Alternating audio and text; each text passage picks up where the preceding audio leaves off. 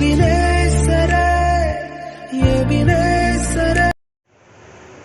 యొక్క వాక్యాన్ని మనమందరము శ్రద్ధగా విన్నా ప్రతి ఒక్కరము కూడా ఆయన యొక్క పరిశుద్ధ గ్రంథాలు తెలుగుగా ప్రతి ఒక్కరము కూడా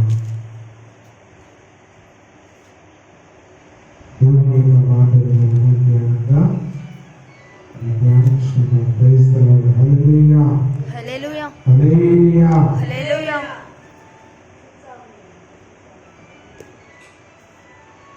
యోహాను సువార్త 3వ అధ్యాయము.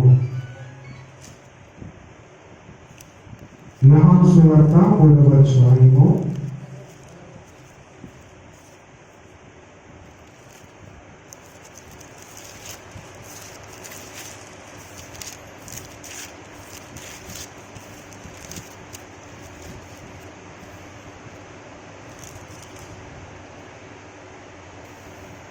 5వ వచనాన్ని మనం చదువుకున్నాం.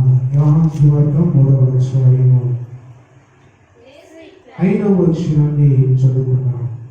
యేసు ఇట్లనెను, ఒకడు నీటి మూలముగాను ఆత్మ మూలముగాను జన్మించితేనే గాని దేవుని రాజ్యములో ప్రవేశింపలేడని నీతో